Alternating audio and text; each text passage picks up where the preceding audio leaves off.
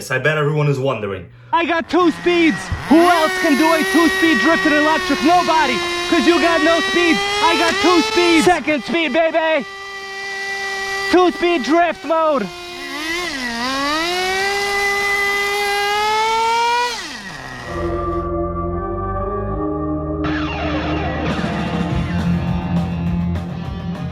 What's up, guys? Welcome back. This is a 2008 Redcat Rampage TT. Quite a rare model. Let me give you a little backup story to this, and then we'll get into what I'm doing in this video, which is mostly just restorations. We're going to check out the condition of the motor. I'm going to pull off the pull start cover here. We're going to examine the whole thing. This was donated to me by a viewer and my Patreon supporter, Jeremy White. Thanks so much, man. I appreciate it. I've already done a video on this previously where I talked about everything that's wrong with it, but there's always a little bit more. Once you start digging, you just wind up with more problems. I have the pull starter removed right here. The pull starter is fine. It recoils normally. Seems to be in good condition here in the back. The cogs are not broken or stripped in any way. I have the radio installed. This is the FlySky GT5. Radio system is good. We'll check that out actually in a little bit. But of course, there's always a whole bunch of other problems. If you remember from the first part video on this, the carb was completely destroyed. The primer bulb has a hole in it. The carb here, I could already see there's a problem on top. So the top of this primer bulb, as I'm pressing it, I already see it's broken, right? So, this thing is just very old. Chances are I'll just replace this carb. I have one already. I just want to kind of start it, see if the original 2-bolt motor works. Over time, the Zenoa will make its way into this Rampage. Let me take the body off and show you guys where I'm at right now. I've disassembled the important parts. I have the fan cover off just so we could take a look inside. The main thing I noticed is this spark kill button. Notice that the red portion of this button does not stick out. So that tells me it is faulty or somehow compressed.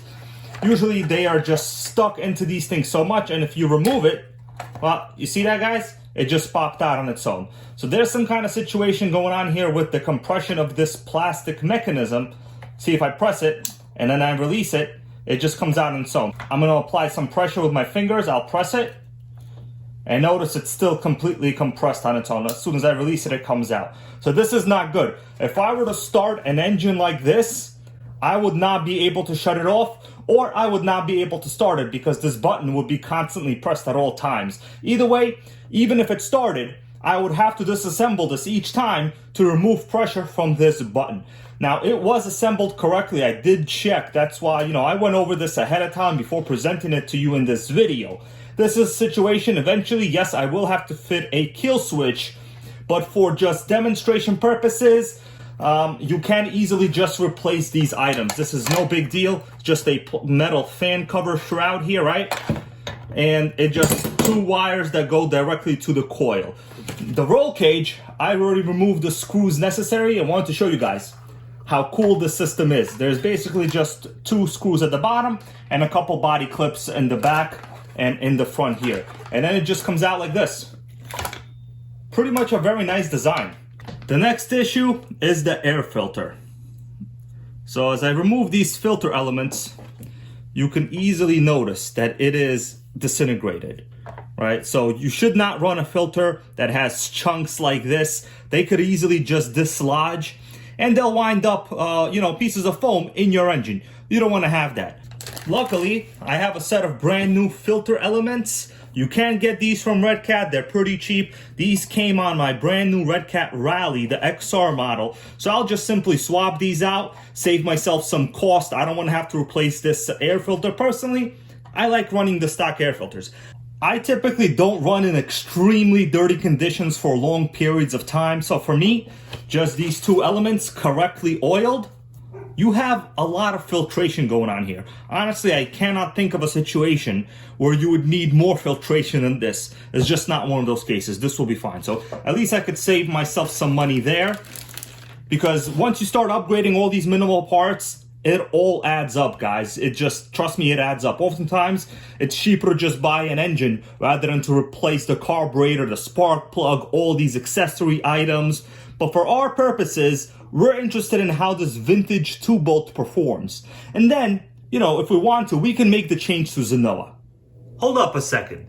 Are you telling me I filmed all this without even talking about this cool Chevy Monte Carlo? What is this? I bet everyone is wondering. This is a classic HPI NItro RS4 2. Let me take off this NASCAR themed Monte Carlo body. Then you guys will understand what we're talking about. Well, I can't fully take it off because the exhaust pipe there kind of, you know, is in the way, the stinger. This is a 2-speed baby. It's a little dirty, but, you know, all the light makes it look dirtier than normal. You know, that's kind of my excuse that I'll give for everyone right now. If you don't believe me, take my word for it. OS 12 CV engine on this bad boy. And the Paris ribbed tuned pipe. Very nice. I could fire this thing up any day I want. And guess what? This Nitro is over 20 years old. That's why I say you can't kill a Nitro.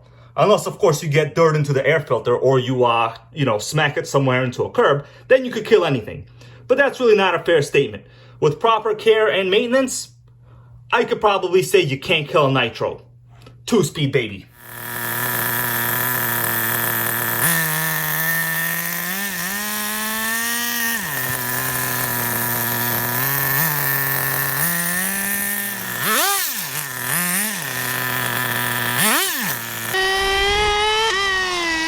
That was a 2-speed. I'm doing a damn 2-speed drift, baby. Who else can do a 2-speed drift in electric? Nobody, because you got no speeds. I got 2 speeds.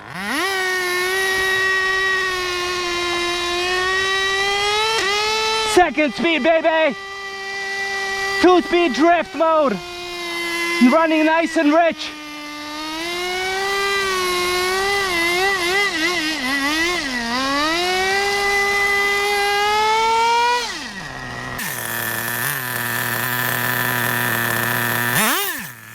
Let's talk electronics. I already said I replaced the throttle and brake servo. I'm still using the original Redcat steering servo. We have my FlySky GT5. I'm going to show you guys everything the way it works. And of course, we have our BS6 6-channel receiver. Highly recommend this system. I already have it paired. We'll demonstrate it. There it goes. Model memory number 11. This remote has up to 20 programmable memory settings, so you can run up to 20 different receivers on this system. Steering, very good. Look at that.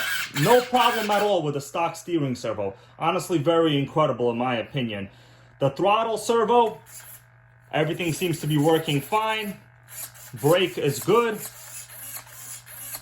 Look at that. This is a $5 Metal Gear servo, guys. Highly recommend you get it. One of the best things about this radio is it is so easy to program the failsafe. Watch the failsafe engage as I turn off the radio. Boom, there you go. That's our failsafe on the servo. Power back on, and now it engages. Look how easy that is. Highly recommend anyone looking for a new radio, just get yourself this FlySky GT5. It is incredible. I say it in all my videos. I'll put a link to this for an Amazon product in the description to this video. Highly recommended. In fact, this is the radio that came on my FitScale Primal MT. And it is remarkable. No signal loss of any kind. You could also run a small LiPo in here. I'll show you guys what I'm talking about. So you know what I'm saying. That's right. It's already pre-wired to run a small JST connector here. This is from like a WL Toys RC that I had. Or you can go the normal route and just use 4 AA's. Very user-friendly radio, comfortable holding position. I don't know why people get these overpriced Futabas. This is just as good, very easy to use. And when you're binding new receivers, you don't even need to use a bind plug. Just press the bind here and follow the instructions. Very easy. I don't know how much easier you could possibly get it to be.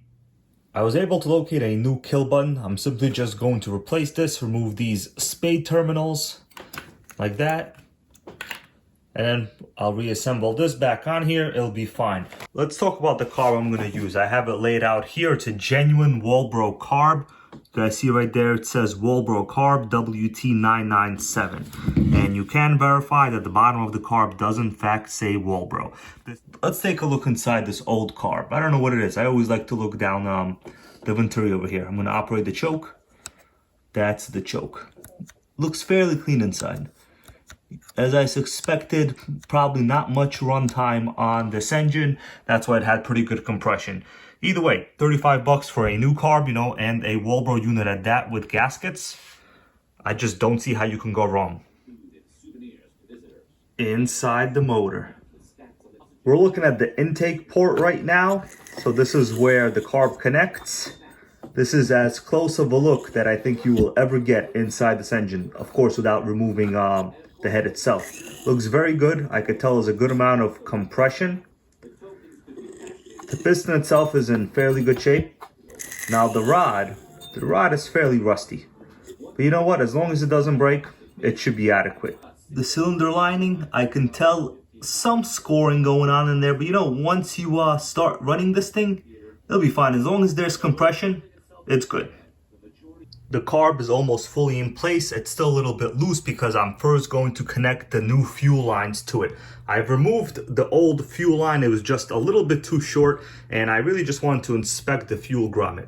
So I'm still going to be using this original filter in there, and I've put in a new piece of Nitrogang fuel line. This is the best I could do. I'm not going to replace this other one for now because it seems to be working just fine. I checked the hose itself to make sure there's no leaks, and there's no leaks. In fact, this old fuel line is in relatively good condition. The only negative is Redcat uses this black fuel line. Not one of my favorites, but you know, it does the job. We're just gonna stick this fuel grommet back in, put the motor back together, and then we're gonna go try to fire it up. I've also replaced the spark plug. This is the original one right here in my hand. The top of the plug looks pretty much terrible. The new CMR 7H looks ideal. Always put in a new plug anytime you're getting ready to fire up for any gas RC, especially one that you got used and you don't know the condition.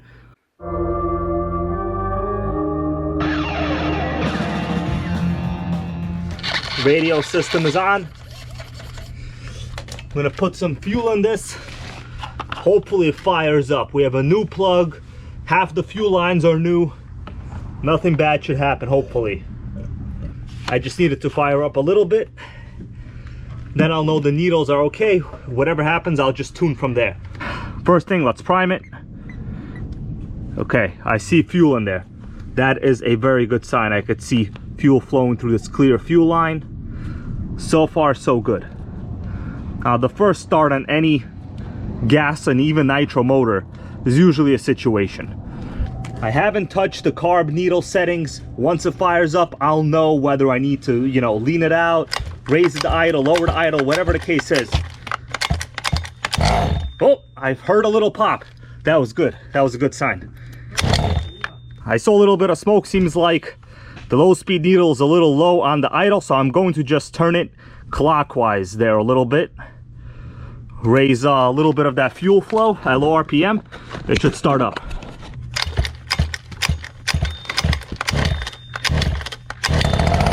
There we go. Look at that smoke.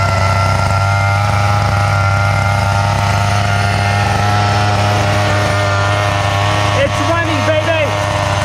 It's running. Let's lower the idle a little bit. Too much.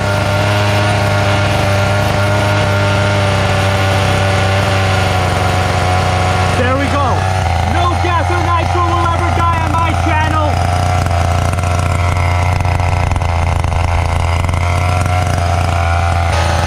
Smoke pouring out the back. I love it. The more smoke, the better. Slower to idle a little bit more.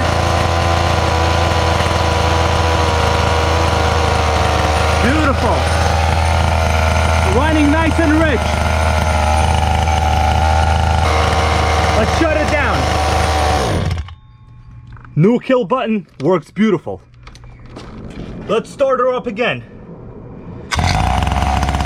Wow, first start. Major success. Running nice and rich.